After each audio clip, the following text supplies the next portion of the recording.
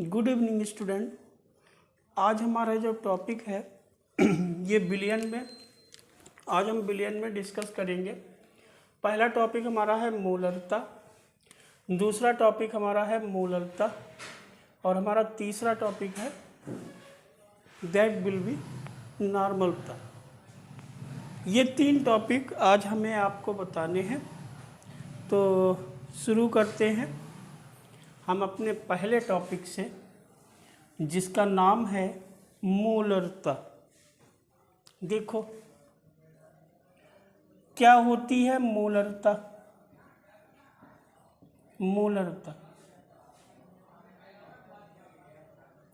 मोलरता को समझने के लिए हमें क्या समझना होगा कि जैसे कोई बिलियन है, हमको ये कोई विलायक दिया है, ये कोई विलायक है, विलायक जैसे जल है, और इस जल में आपने क्या किया, विलेय को घोल दिया।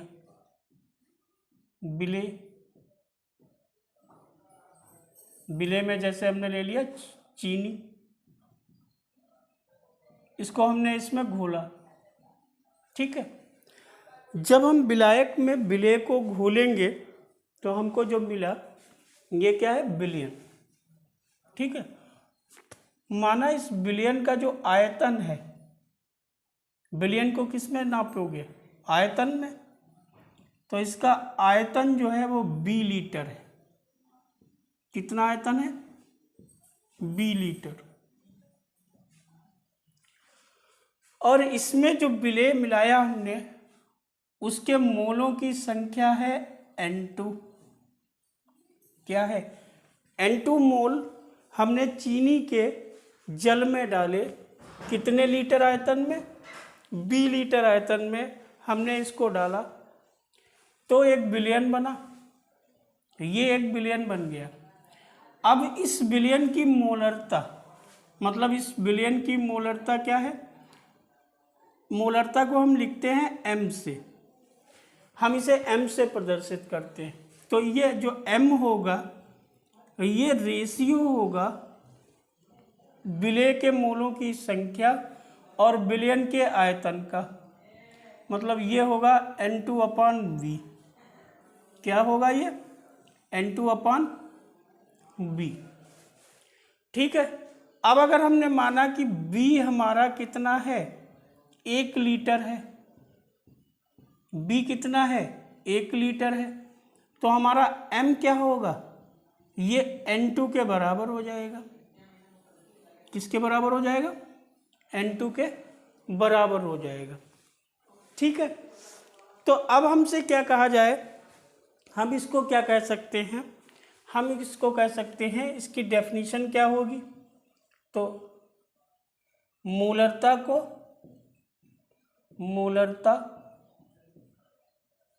को M से प्रदर्शित करते हैं, M से प्रदर्शित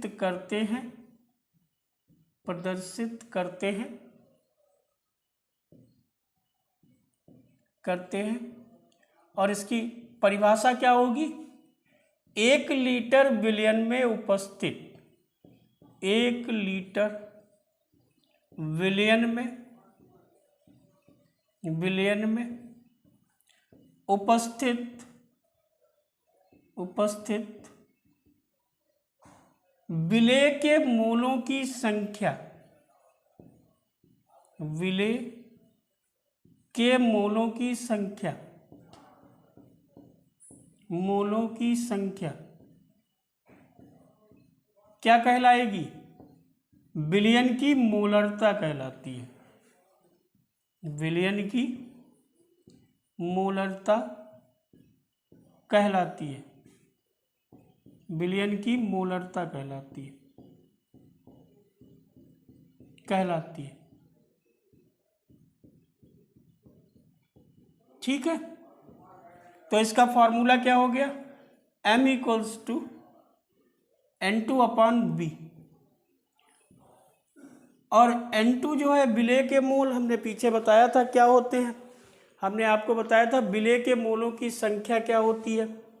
N2 क्या होगा, ये आपका होगा W2/M2, मतलब ये आपका होगा भार बटे अणुभार, अणुभार ये होगा।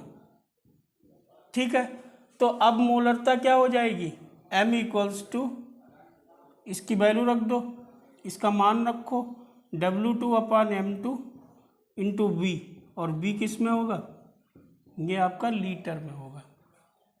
किस में होगा, लीटर में होगा।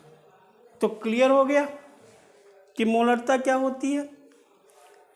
क्या बताया, एक बार फिर से रिवाइज कर लो। हमने आपसे कहा किसी विलयन में, विलयन के 1 लीटर में उपस्थित विलेय के मोलों की संख्या क्या कहलाती है, विलयन की मोलरता कहलाती है। ठीक है, अब इसको हम इरेज करते हैं, आप स्क्रीनशॉट ले लें। ठीक है, और अगर आपको अच्छा लगे तो चैनल को सब्सक्राइब जरूर करिएगा और आप इसे शेयर जरूर करिएगा, क्योंकि हमारे जो हिंदी मीडियम के बच्चे हैं उनको ज़्यादा से ज़्यादा ये वीडियो प्रोवाइड हो और हम आगे वीडियो बनाएं, ताकि जो है उनको हिंदी में सारे वीडियो प्रोवाइड कराएं हर चैप्टर के, चाहे वो आपका रासायनिक बलगति हो, इलेक्ट्रोकेमिस्ट्री जिसे आपके विद्युत रसायन कहते हैं, इसके अलावा आपका ऑर्गेनिक का जो पार्ट है, कार्बनिक रसायन का, वो सारे हम आपको प्रोवाइड कराएंगे, मतलब देंगे। ठीक है, इसके बाद हम बात करते हैं, इस पे एक न्यूमेरिकल लगा लेते हैं, क्योंकि हमें क्या है, हमें इस पे न्यूमेरिकल भी तो लगाने हैं। तो हम एक न्यूमेरिकल लगाते हैं, जैसे हमने कहा कि 10% NaOH 10% NaOH को जल में घोलकर विलयन बनाया गया, विलयन बनाया गया।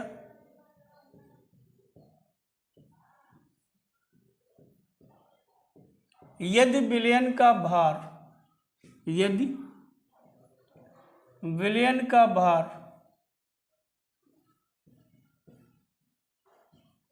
भार 100 ग्राम, 1000 ग्राम हो, 1000 ग्राम हो, तथा जल का घनत्व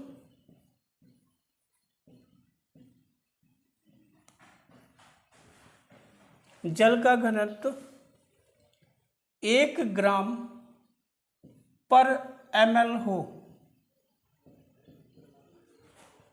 तो प्राप्त विलयन की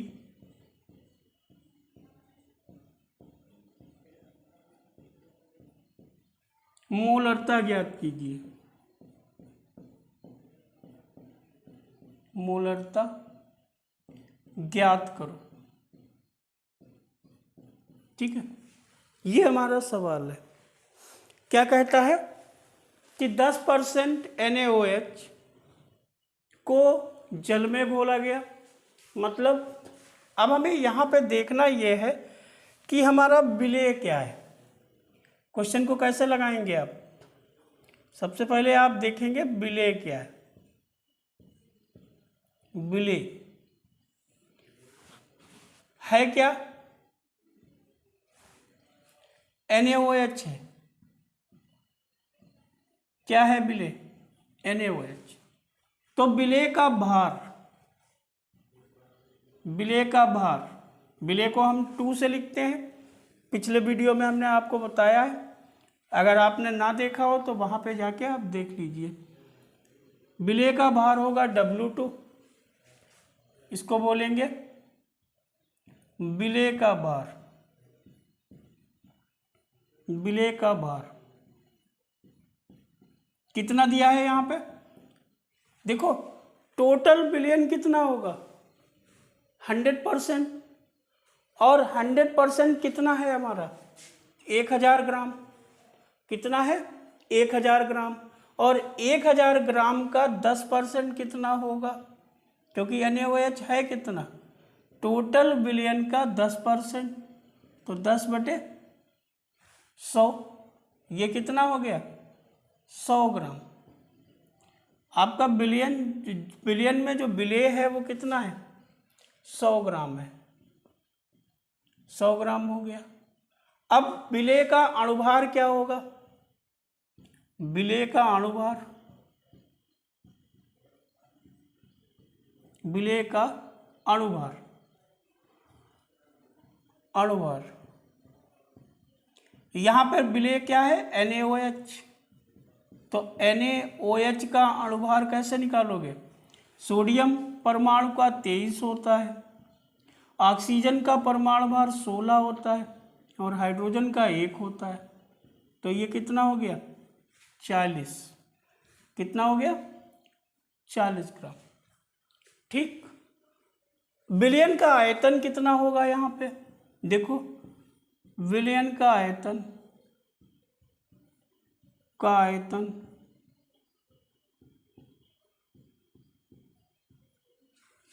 बराबर होगा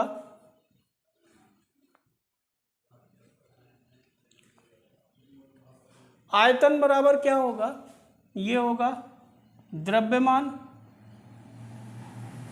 बटे घनत्व। घनत्व, द्रव्यमान हमको कितना दिया है 1000 ग्राम, और घनत्व हमको कितना दिया है 1 ग्राम पर ml, तो ग्राम से ग्राम कट गया, ml ऊपर आ गया, ये कितना हो गया 1000 ml, और 1000 ml का मतलब क्या हो गया 1000 ml बराबर क्या हो गया 1 लीटर। ठीक, अब हम मोलरता का फॉर्मूला लगा लें। तो मोलरता का सूत्र क्या है? ये है W2/M2 और इंटू V। तो W2 हमको कितना दिया है 100, M2 हमको कितना दिया है 40, और V हमको कितना दिया 1 लीटर। इसको काटा, इसको काटा, 4 दूनी 8, 4 पंचे 20, तो ये कितना आ गया 2.5। ठीक, ये आ गया मोल पर लीटर। इसकी यूनिट क्या होगी मोल पर लीटर या मोल प्रति लीटर, ये इसकी यूनिट हो गई। ठीक, क्लियर हुआ ये? तो ये आपका हो गया मोलरता की बात हमने कर ली। किसकी बात हो गई मोलरता की। अब हम बात करते हैं मोललता। स्क्रीनशॉट लीजिए, इसको इरेज कर देते हैं, इसको इरेज कर रहे हैं। सेकंड टॉपिक हमारा है मोललता। सेकंड टॉपिक हमने लिया मोललता। एक क्वेश्चन और लगवा दें इस पे मोलरता पे। चलो एक क्वेश्चन और लगा लो मोलरता पे, एक क्वेश्चन और लगवा देते हैं। क्वेश्चन लिखो, शुद्ध जल, ये आपके बोर्ड के लिए बहुत इंपॉर्टेंट क्वेश्चन है। शुद्ध जल की मोलरता ज्ञात कीजिए, ज्ञात कीजिए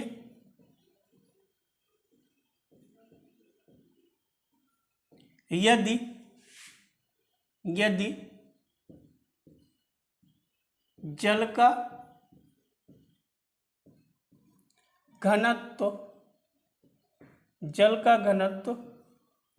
1 ग्राम पर ml प्रति ml, ml का मतलब मिलीलीटर हो, ठीक है, क्लियर इतनी बात। तो इसको कैसे लगाओगे, इस क्वेश्चन को आप कैसे लगाओगे?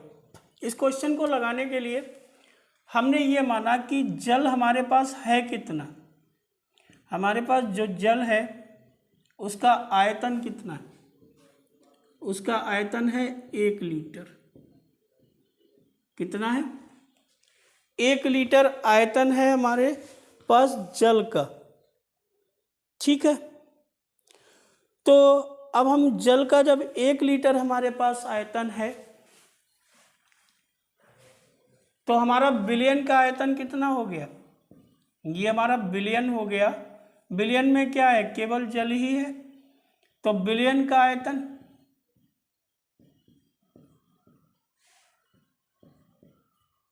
कुछ होगा, यहां पे कोई बिलियन तो बनेगा नहीं, यहां पे बिलियन नहीं बनेगा। तो अब हमारा 1 लीटर का मतलब क्या हुआ? जल का भार क्या होगा? जल का भार, जल का भार क्या होगा? ये होगा भार बराबर क्या होगा? द्रव्यमान। जैसे तुमने पढ़ा होगा एक फॉर्मूला, घनत्व, घनत्व बराबर द्रव्यमान बटे आयतन, पढ़ा है इसको। तो अब हमें क्या निकालना है? द्रव्यमान मतलब भार, तो द्रव्यमान बराबर क्या हो गया? घनत्व गुणा आयतन, ये हो गया। तो घनत्व कितना है? जल का भार क्या होगा? इसका घनत्व, घनत्व कितना है? 1 ग्राम पर ml। और आयतन कितना है? 1 लीटर। और 1 लीटर कितने ml के बराबर होता है? 1000 ml के। तो ml से ml कट गया, भार कितना आ गया? 1000 ग्राम। अब जल के मोल निकाल लो। जल के मोलों की संख्या, मोल बराबर भार मतलब 1000, और अणुभार जल का कितना होगा? 18। कैसे पता चलेगा? H2O इसका सूत्र है। तो हाइड्रोजन का 1 होता है तो 2 गुणा 1, और ऑक्सीजन का 16 होता है। टोटल कितना हो गया? 18। तो इसको काटोगे आप, कितना आएगा? 55.55। अब मोलरता क्या होगी? मोलरता बराबर होगा जल के मोलों की संख्या, मोलों की संख्या बटे आयतन। तो जल के मोल तो हो गए 55.55 और आयतन हो गया 1 लीटर। तो आंसर क्या आ गया? 55.55। ये आपका आंसर आ गया। आपकी मोलरता कितनी हो गई? 55.55। क्लियर है? कोई डाउट? चलिए आगे देखते हैं मोलरता। अब हम चलते हैं, हमारा सेकंड टॉपिक है मोलरता। देख लेते हैं क्या होगा मोलरता।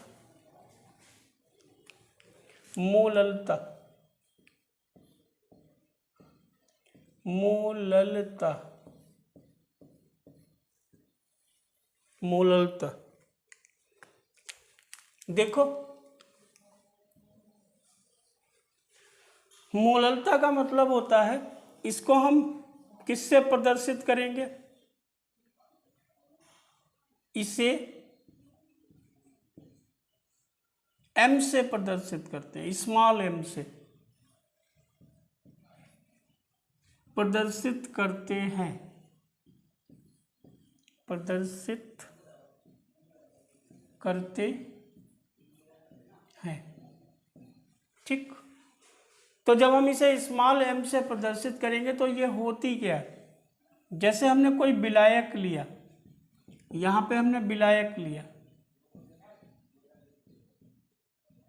विलायक, और विलायक का क्या होगा, भार, इसका भार होगा W1 kg, इतने kg का भार लिया। और अब हमने इसमें जो विलेय के मोल डाले, विलेय के मोल, विलेय के मोल क्या होंगे, N2, इनका जो अनुपात होगा मतलब N2 और W1 का जो रेशियो होगा वो किसके बराबर होगा, मोललता के बराबर होगा। किसके बराबर होगा, मोललता के बराबर होगा।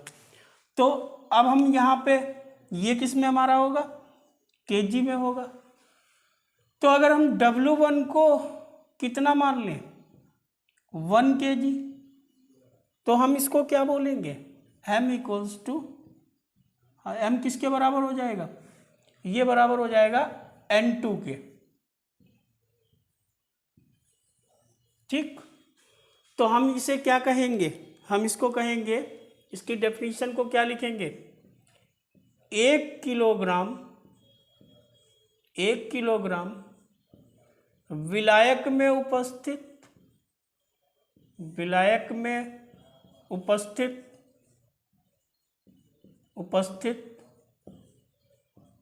विलेय के मोलों की संख्या, विलेय के मोलों की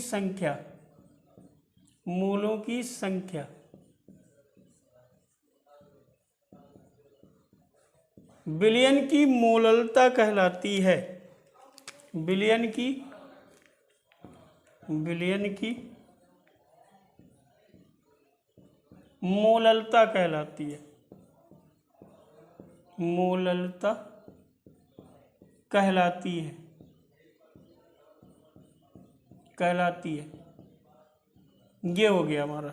ठीक, अब N2 की वैल्यू रख दो यहाँ पे, तो m इक्वल्स टू हमारा क्या हो जाएगा, N2 की जगह पर रख लो W2 upon M2 into W1। सबको पता है क्या होता है, W1 क्या होता है, W2 क्या होता है, W2 होता है विलेय का भार, M2 क्या होगा, ये होगा विलेय का अणुभार,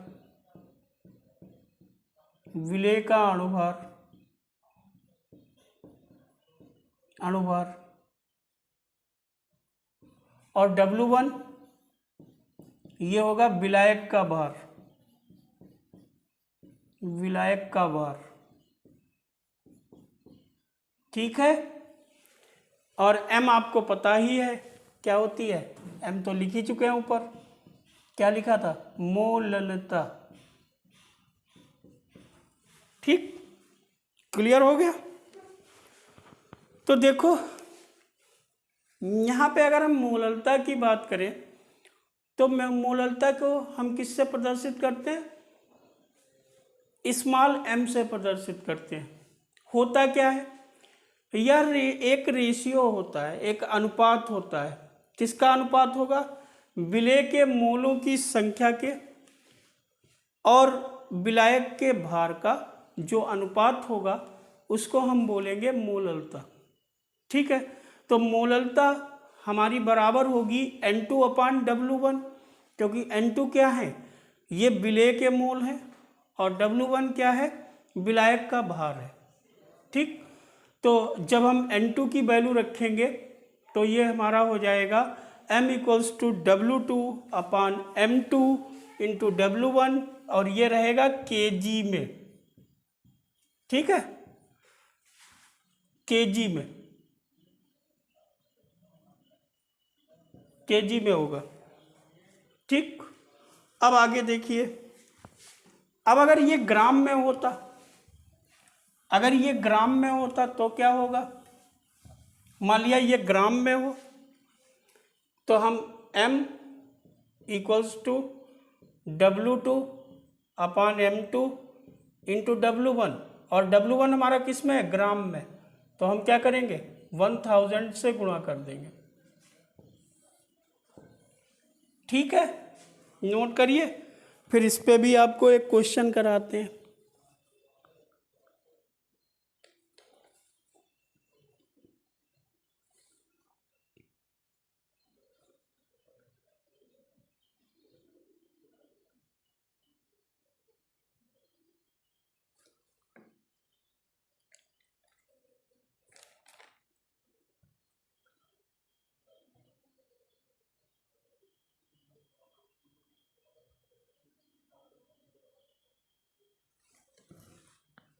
हो गया। चलो देखो, एक क्वेश्चन लिखो इस पर।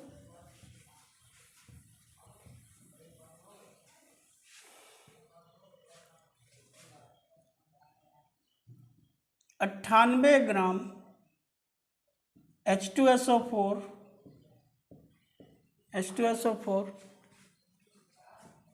को जल में घोलकर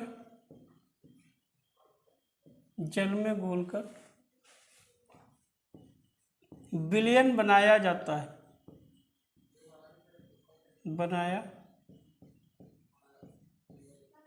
है, यदि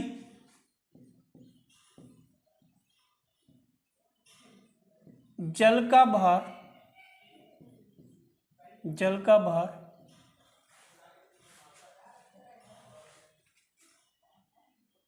102 ग्राम हो तो विलयन की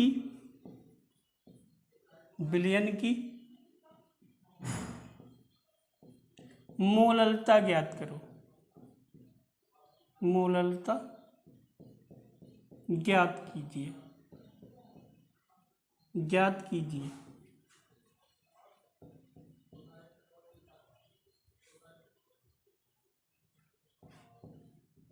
ठीक है, ये आपका क्वेश्चन है।